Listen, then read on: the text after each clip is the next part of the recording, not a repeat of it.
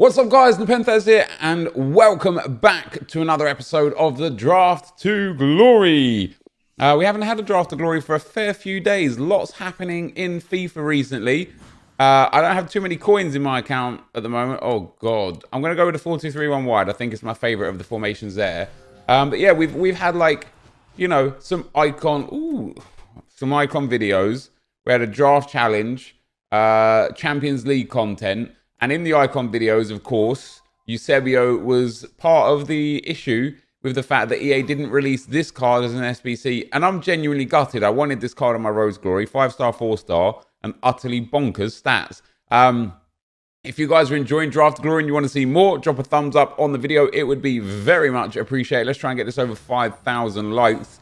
Oh, man. What a start. Cristiano Ronaldo and Eusebio to start with. Yes, it's the one to watch Ronaldo, not his team of the year, but what a great way to start things off.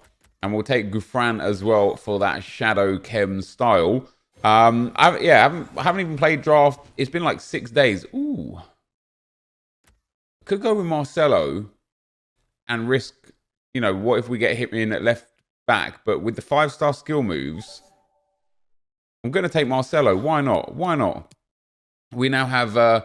2 5-star skillers, and the 5-star weak for, of course, of Eusebio. Come on, give me Kante. Ooh, let's take Koulibaly. Oh, let's take Fabinho. Let's take Fabinho. Fabinho just works way better. Yeah, but guys, I appreciate you, you know, obviously being here and enjoying the stream with me. Come on, give me Kante now. Yes, EA. Come on, dudes. Look at this team. Other than the silver left mid, this team is started off unbelievably well. Who's like Alexandra headliner? Oh, because now we can swap Salah and Marcelo around. Yeah, why not? I mean, why not? Like, what? Give me a good reason. There's no good reason. Let's take him. Oh my God. What is this draft becoming? Other than the silver left mid, this draft is utterly bonkers. Now just give me Paolo Maldini and let's be out of here. I spoke too soon, guys. I spoke too soon. We're going to have to take Laurent Koscielny. Come on, Carvajal at right back. Inform Carvajal. Inform Lala is a card that I'm going to take. Headliner Lala. Let's swap Kante over. No, we lose Ken because of Marcelo. This is okay. This is better than okay. This is phenomenal. Oh, God. Oh, God. Oh, this just lets me down hard. We're 90 rated, 87 chemistry. And other than the goalkeeper, the left mid, and Koscielny, this is already a full-on superstar team. So any upgrades that we can get, for example, Carvajal, which isn't necessarily an upgrade, but we will bring Lala in for Koscielny. We'll drop Fabinho into centre-back, and we'll put Lala into CDM. Obviously, Carvajal is good because he gives a strong link to Marcelo, giving him full chem. Next up, oh my God. I'm going to have to sub Pele on for the silver. But that's unreal. That's absolutely unreal. This team is just brilliant. I need a big goalkeeper, man. I really need a big goalkeeper. I'm thinking we take Luka Modric and just get the chemistry in that right-hand side. Maybe start Fabinho at centre-back. Yeah, I'm down with that. I think that's pretty good.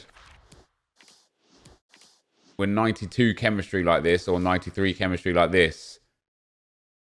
Modric full chem, Carvajal full chem. Kind of the weak spots anyway, but Lala can come on for Modric. I think Salah and Marcelo will swap over. Pele will come on for the silver guy. Our team's basically done, other than a goalkeeper. I really need a much better goalkeeper. Well, there's Mane over on that left-hand side. He gets us up to 95 chemistry. We're 91 rated with a 99 on the... I wonder what rating we go to with Pele in here. 92 rated. Wow. Wow, this is a huge drop. Oh, it's screwing me. Kepa could be a massive saviour. I know he's not a great goalkeeper, but he could just be a massive saviour. Like, he's just a bit better than what we had already. Come on, Maldini. Oh, Andy Robertson. Do I put Robbo at right back on 7 chem? Put Fabinho and Koscielny back in? Or do we take Alexandro and use him as a defensive sub? I'm going to take Robbo. I think it's a smart thing to do. I think it is. I hope it's not the wrong thing to do in the long term. We'll take Danilo for the chem style there. See, because we could put Robertson here at right back. Put Fabinho back in at centre back and bring Koscielny back on. Now it drops the rating down to a 192. Marcelo's one link off. But that's a really, really good setup. And then we can just bring in Lala for Koscielny. Bring Fabinho down into the centre-back role. Lala into the CDM role. Swap Salah and Marcelo. I probably wouldn't even swap Salah and Marcelo. Bring Eusebio on as well. Eusebio as a sub would be absolutely fine. What have we got for shadows and hunters? So I need 1, 2, 3, 4, 5. Preferably I need 6 shadows. I've got 1, 2, 3. This would be 4. So I'm going to take Wiggle there. What do we have for a super sub? Eusebio and Lala. So we're fine there. Next up is going to be... I guess we take Hulk for the hunter instead. 2 more picks to go here, guys. What a team this is, genuinely. And we'll take the 100 Dembele. I'm going to go and arrange chem styles, guys. I'll be right back. All right, guys. I have fiddled around enough with this team to make it where I think I want it to be. And then our final pick is not good for us. But this team is going to be, in my opinion, very good for us. I think we've actually built a really, really strong squad here. And I'm really hoping that we can at least get to the final in the draft. I haven't played draft for a while, so I'm, no excuses necessarily. But I don't know if you guys have ever dipped out of draft for a while and then come back in. It's tricky to keep going in and out, and I haven't really played it this week much at all. But again, not making excuses. So I've set the team up how I want it. We've got, in terms of subs, we're going to be bringing on Eusebio for Mane probably very quickly.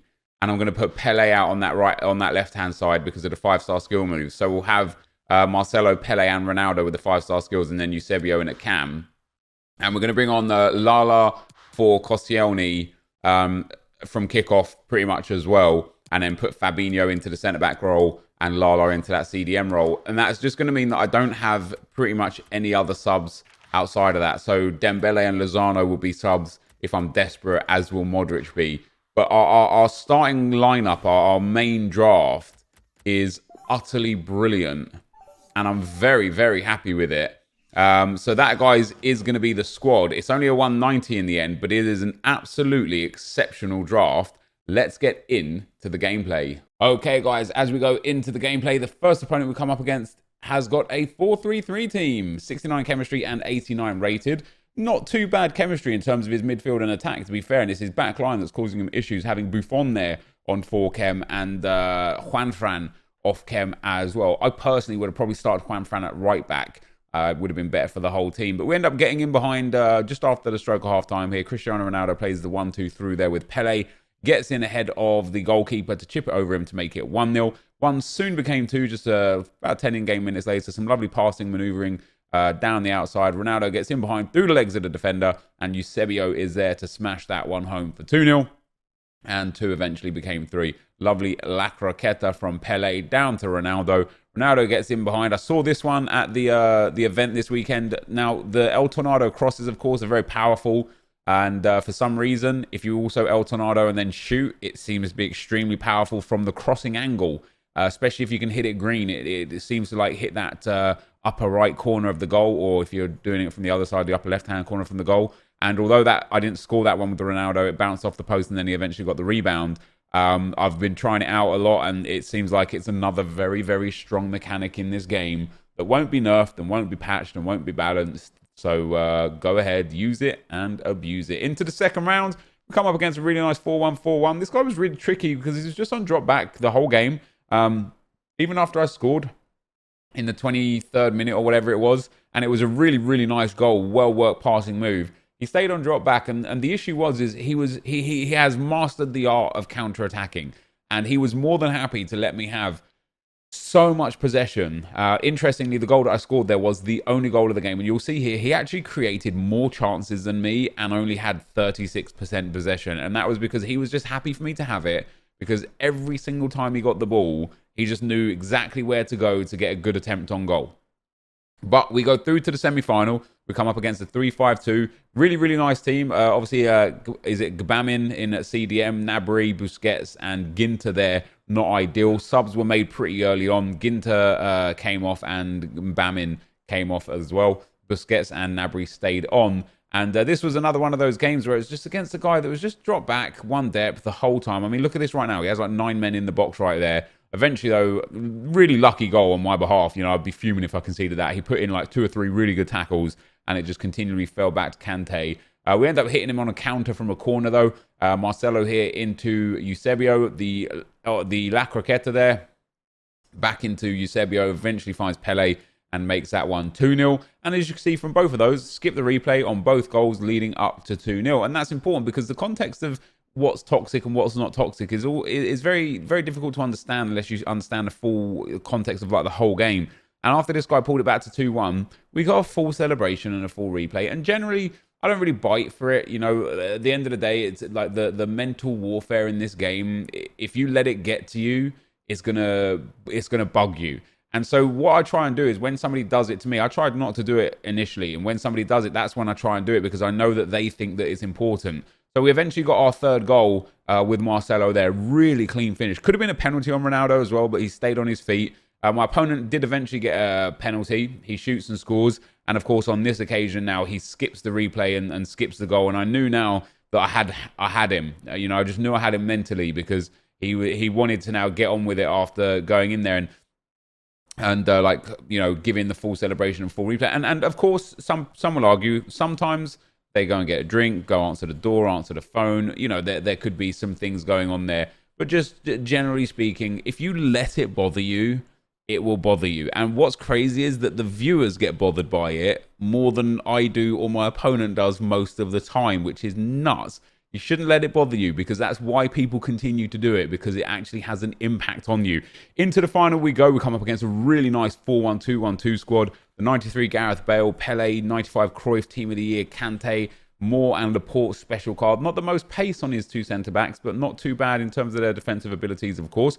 We eventually got the first goal in the second half. This was a really tough game. Another opponent that, you know, I mean, look at him right now. He's got 7 men just in and around, well, 8 men with his left wing there in and around the box and just 2 guys standing up front. And it's so hard to break down if you let them get back. But eventually we found the space there with Eusebio, and he drills that one into the back of the net. To my delight, this opponent, however, then decided to come out, and he went all-out attack from all-out defense, and I ended up getting a yellow time shot with Marcelo, but it hit the post and went in to give us a 2-0 win in the final and give us that draft win. So that, guys, is going to be the end of the gameplay. Let's get into the packs. All right, guys, so fantastic stuff. What a draft that was. Really, really tricky games, man. I'm not even going to lie, like, every player that I played against until I scored the first goal was on drop back, counter attack, one depth. And you know, we should expect it by now because it's just how this game is, you know. And it's on us as the creative, non-drop back, one depth players to figure out ways to beat it. Having Kepa in goal was causing me some issues, especially in the semi-final. But this team was brilliant. Lots of fun. Really, really impressed with Kante. Did a lot of good things for us. Eusebio, Ronaldo, Pele, all great. Marcelo, great. I mean, the whole team genuinely was just great. First couple of games, I mean, we only conceded in one game. We got a 3-0 easy win.